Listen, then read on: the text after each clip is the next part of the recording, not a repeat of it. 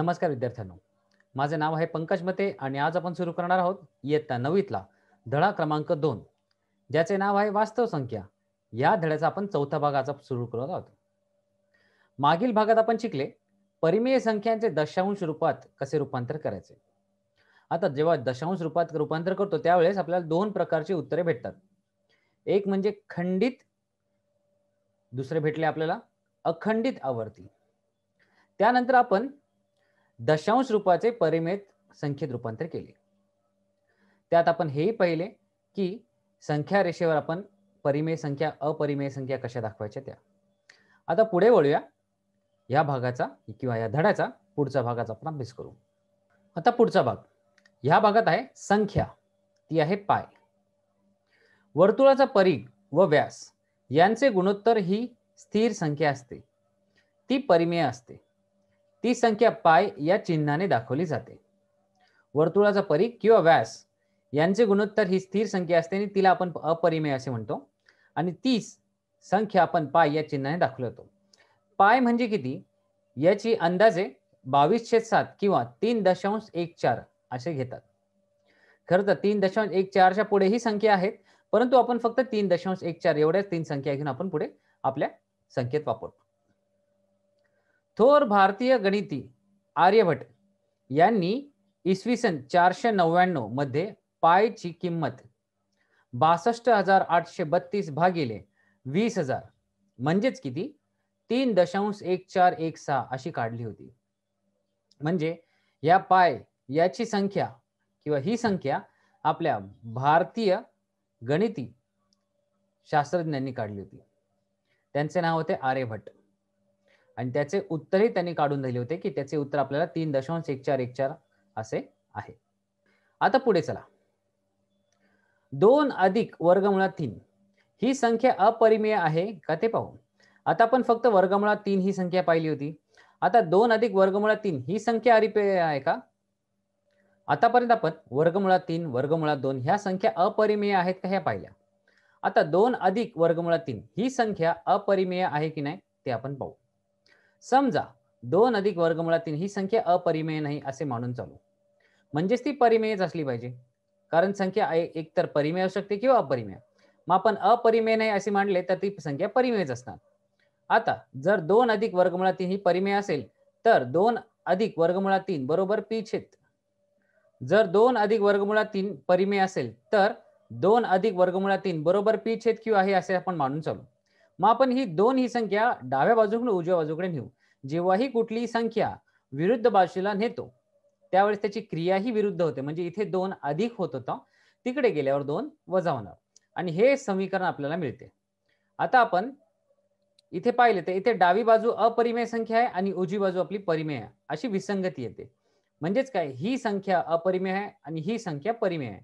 मग हे दोन्हीही एकमेकांबरोबर समान नाहीत म्हणून आपण म्हटले अशी विसंगती येते. म्हणजेच 2 अधिक वर्गमुळात 3 ही परिमेय संख्या नसून ती अपरिमेय आहे ही सिद्ध झाली.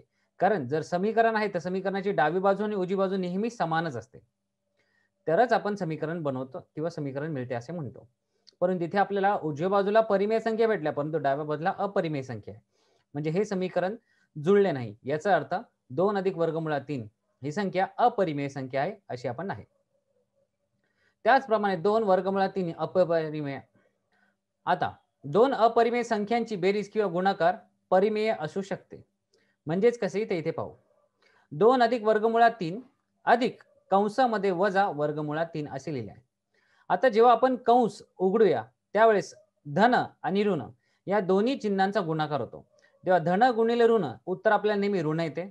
म्हणजे वर्गमुळात 3 वजा वर्गमुळात 3 हे दोघे एकमेकांना वजा करून 0 उत्तर देतात, म्हणजे आपले उत्तर आले 2. तसेच आपण समजा 4 वर्गमुळात 5 ला समजा वर्गमुळात 5 ने भाग लावला तर वर्गमुळात 5 हे वर्गमुळात 5 ला भागतात. ही वर्गमुळातली 5 ही संख्या ह्या भाज्यातली वर्गमुळात 5 ला भागते. याचा अर्थ आपल्याला उत्तर फक्त 4च येणार. तसेच एका कंसात लिहिले 3 अधिक वर्गमुळात 5 वजा दुसऱ्या कंसात आहे वर्गमुळात 5, म्हणजे ही धन वर्गमुळात 5 संख्या आहे. परंतु जेव्हा आपण हे कंस उघडू त्यावेळेस ही ऋण चिन्ह या वर्गमुळात 5 ला लागेल. तेव्हा अधिक वर्गमुळात 5 वजा वर्गमुळात 5 ह्या दोन्ही संख्या एकमेकांना वजा करतात तेव्हा फक्त आपल्याला 3 ही संख्या उरते. आता दुसरा आहे 2 गुणिले वर्गमुळात 3. इथे बघा 2 वर्गमुळात 3 गुणिले वर्गमुळात 3. आता जेव्हाही वर्गमुळात 3 ह्या 2 संख्या असतील तर आपण दोघांना एकाच कंसात लिहू शकतो. म्हणजे वर्गमुळात 3 गुणिले 3 आणि वर्गमुळात 3 गुणिले 3 म्हणजे असते 9 आणि 9चं वर्गमूळ खरं तर 3च असते. म्हणजे 3 संख्या बाहेर येईल आणि 2 आणि 3 याचं उत्तर येते 6. तसेच आता इथे पहा वर्गमुळात 2 गुणिले वर्गमुळात 5.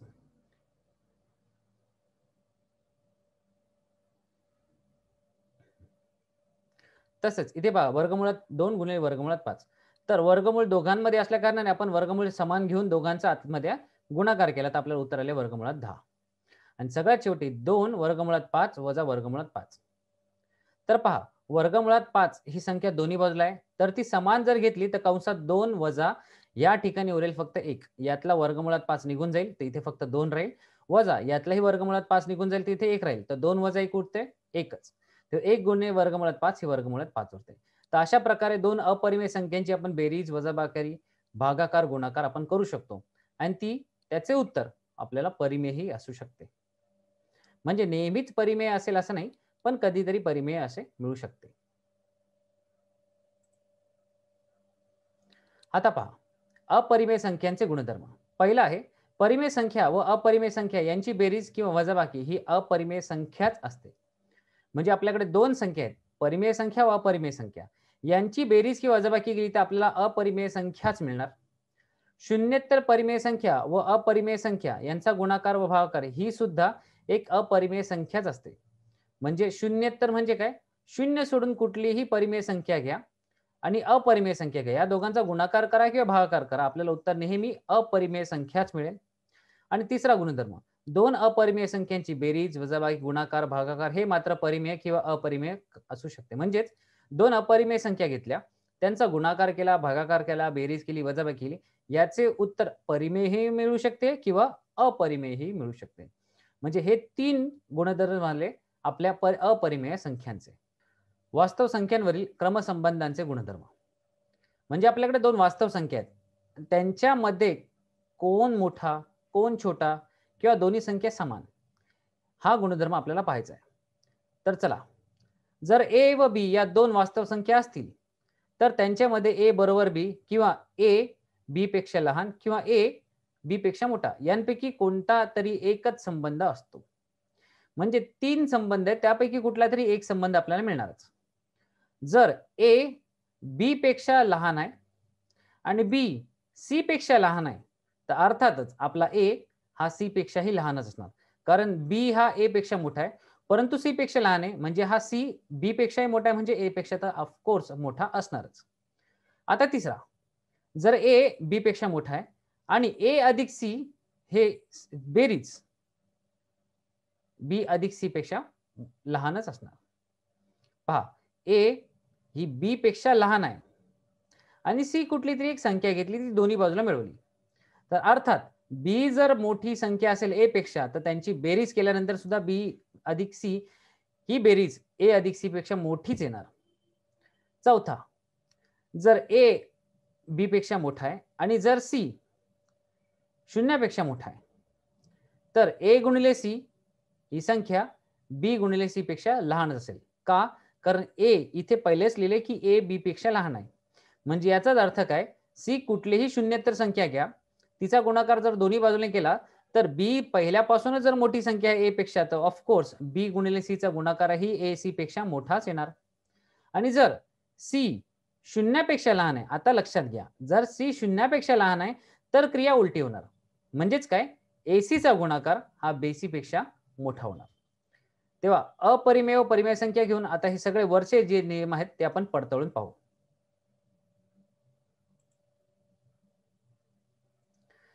आता ऋण संख्येचे वर्गमूळ कसे काढतात ते पहा. जर वर्गमुळात ए बरोबर बी आहे तर बी चा वर्ग बरोबर ए म्हणजे दोन्ही बाजूला आपण वर्ग केला तर ए चं वर्गमूळ निघून जाते परंतु बी ला वर्ग येतो दोन्ही बाजूला वर्ग घेतला तर. आणि हे आपल्याला माहितीच आहे म्हणजे आपलं उत्तर काय भेटणार बी वर्ग बरोबर ए. तसेच जर आपण वर्गमुळात 5 बरोबर x असेल तर दोन्ही बाजूला आपण वर्ग घेतले तर 5 चं वर्गमूळ निघून जाईल परंतु x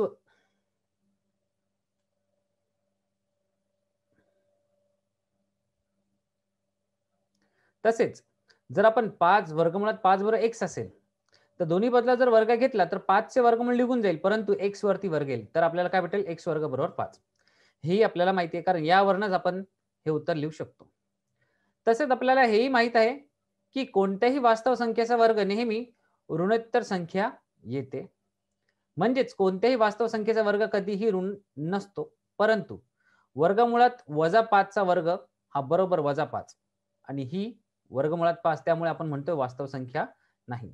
म्हणजेच ऋण वास्तव संख्येचे वर्गमूळ वास्तव संख्या ही नसते. आता आपल्याला समजा एखादी गाळलेली जागा भरायला जर प्रश्न आला, तर हा प्रश्न आपल्यासाठी किंवा हे ओळ आपल्यासाठी खूप महत्त्वाची आहे. आता यापुढे आपण सराव संच सोडवणार आहोत. याआधी जितका अभ्यास केला त्या सगळ्यांचा एकदा पाठांतर करून घ्या आणि आपण सुरू करूया आता सराव संच. सराव संच 2.2. पहिला प्रश्न आहे, 4 वर्गमुळात 2 ही संख्या अपरिमेय आहे की सिद्ध करा.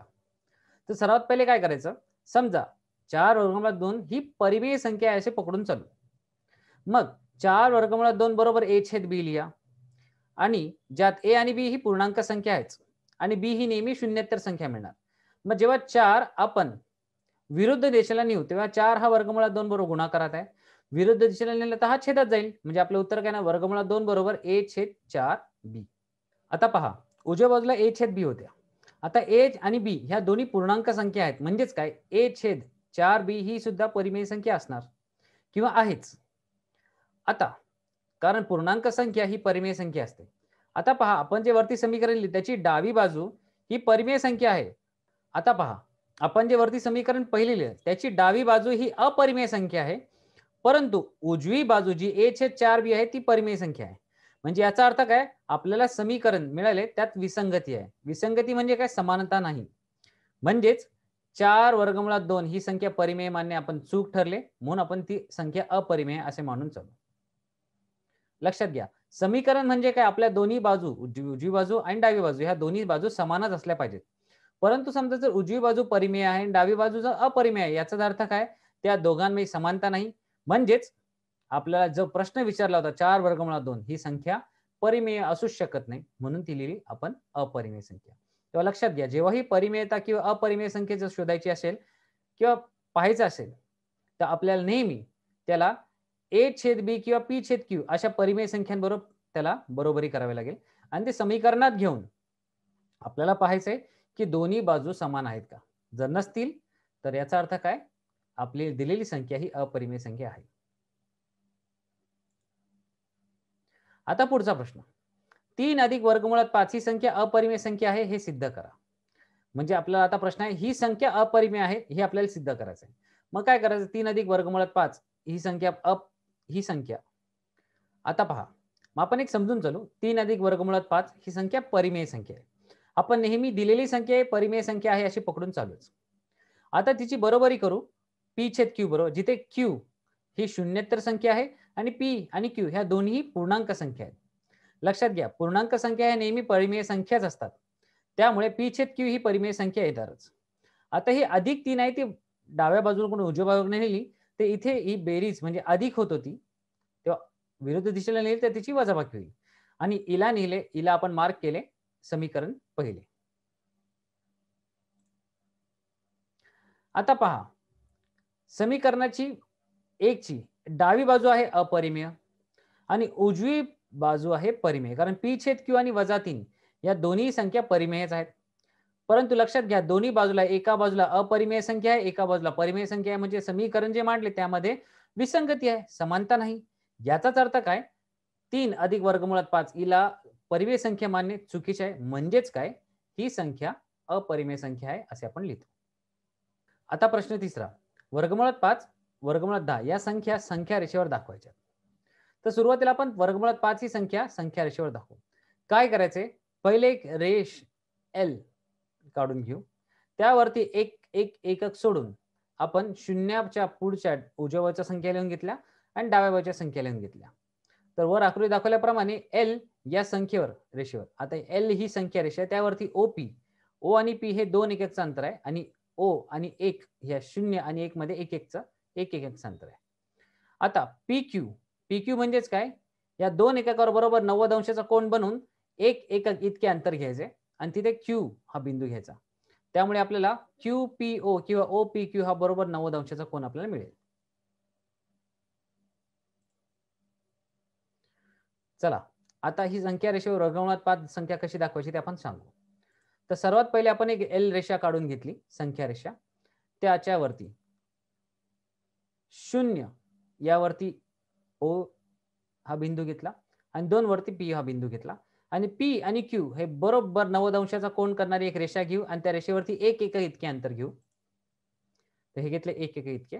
आता कर्कटकाचे लोखंडी टोक ते बरोबर O वरती ठेवायचे आणि पेन्सिल मध्ये एक ठराविक अंतर घेऊन ती बरोबर ह्या एक एककापर्यंत पोहोचेल इतके अंतर त्यामध्ये घ्या किंवा Q या बिंदूपर्यंत पोहोचेल आणि तिथून एक मोठा कंस काढा, जो कंस बरोबर या एल रेषेला छेदत गेला पाहिजे. तर जेव्हा इथे हा एल रेषेला छेदून गेलो, जिथे आपल्याला छेदतो तो बिंदू आपल्याला असतो वर्गमुळात 5. तर अशा प्रकारे आपण संख्या रेषेवर वर्गमुळात 5 ही संख्या काढू शकतो. तर पहा, त्याला नाव दिले R आणि ही रेषा खरंच आपल्याला जी मिळाली ती ही वर्गमुळात 5 ही आहे आणि ही कशी काढली तर पायथागोरसच्या प्रमेयानुसार. कसे ते आता सांगू. तर पहा, OPQ हा काटकोन त्रिकोण आहे, त्यामुळे तिथे पायथागोरसचा प्रमेय आपण वापरू शकतो. म्हणजे आपल्याला काय OQ चा स्क्वेअर म्हणजे कर्णाचा वर्ग अधिक दोन्ही बाजूंच्या वर्गांची बेरीज. म्हणजे एक बाजू होती 2 सेंटीमीटर किंवा 2 एकक इतकी, एक बाजू होती म्हणजे PQ ची एक बाजू होती 1 एकक इतकी. तर 2चा वर्ग 4, एकाचा वर्ग 1, 4 अधिक 1 केले 2 तर आले 5. परंतु दोन्ही बाजूला वर्ग करावा, एका बाजूला आपल्या डाव्या बाजूला वर्ग आहे आणि एका बाजूला संख्या आहे. तर दोन्ही बाजूला आपल्याला वर्गमूळ घ्यावा लागेल. वर्गमूळ घेतले तर हे वर्ग आणि वर्गमूळ निघून जाते, तिथे उरते फक्त OQ. परंतु 5 चे वर्गमूळ घेतले तर आपल्या वर्गमुळात 5 एकक संख्या येते. म्हणजेच काय, जे आपण OQ नावाचा जो कर्ण काढला त्याला आपल्याला 5 एकक इतके अंतर किंवा एकक इतके उत्तर मिळाले. तेव्हा आपण ही प्रोसिजर एखादे पोलादी टोक, तर पहा OQ अंतर 5 एकक इतके मिळाले म्हणून आपण काय केले, पोलादी टोक कंपास आपण O बिंदूवर ठेवले आणि पेन्सिलचे टोक आपण बरोबर Q बिंदूवर ठेवून एल ला छेदणारा एक कंस काढले जिथे नाव दिले R. त्यामुळे OR हे वर्गमुळात 5 एकक इतके उत्तर मिळाले. आता OQ आणि OR हे खरं तर एकाच वर्तुळाची त्रिज्या आहे असे म्हणतो, कारण OQ इतके अंतर कंपास मध्ये घेतो आणि तेव्हा आपण वर्तुळ काढतो तेव्हा ती एक संख्या रेषेला छेदून देते, तिथेच आपण R बिंदू दिला म्हणून आपण म्हटलं OQ आणि OR या खरं तर वर्गमुळाच्या त्रिज्याच आहेत. आता दुसरा, वर्गमुळात 10 ही संख्या रेषेवर दाखवायची. तर काय करायचंय, पुन्हा तसेच आपल्याला एक एल संख्या रेषा घ्यायची आहे. त्यावरती 0 आणि 3 म्हणजे काय O आणि C यामध्ये 3 एकक इतकं अंतर ठेवायचंय. तर आपण काय केले, ते अंतर घेऊन बरोबर या A वरती O आणि A यामधले अंतर किती घ्यायचे, 3 एकक. त्यानंतर A या बिंदूवरून 90 अंशाचा कोन काढून तिथे बरोबर 1 एकक इतकी कंसाने किंवा लोखंडी टोक A बिंदूवर ठेवा आणि कंपास आणि लोखंडी टोकच्या पेन्सिलमध्ये, कंपास हे लोखंडी टोक आणि पेन्सिलमध्ये 1 एकक इतके अंतर घेऊन ते लोखंडी टोक 3 वरती ठेवा आणि इथे बरोबर एक कंस काढा. तिथे आपल्याला भेटेल B हा बिंदू. आता OB ही बाजू आपण शोधून काढली पायथागोरसच्या प्रमेयानुसार. ते ती मिळेल किती, OB चा वर्ग बरोबर OA चा वर्ग अधिक OAB चा वर्ग. आता हे का मिळाले, कारण याचं उत्तर आहे हा OAB हा एक काटकोन त्रिकोण आहे, त्यामुळेच इथे पायथागोरसचा प्रमाण वापरू शकतो आणि इथली कर्णाची बाजू आपण काढू शकतो. मग आपण काढायला गेलो तर आपल्याला बरोबर OB चा वर्ग बरोबर किती आले 10, कारण 3चा वर्ग अधिक 1चा वर्ग. 3चा वर्ग म्हणजे OA चे अंतर अधिक AB चे अंतर. तर 3चा वर्ग 9, 1चा वर्ग 1च, बेरीज केली उत्तर आले 10. दोन्ही बाजूला आपण वर्गमूळ काढले तर आपल्याला OB बरोबर वर्गमुळात 10 येते, म्हणजे OB ची संख्या भेटली आपल्याला वर्गमुळात 10 एकक इतकी.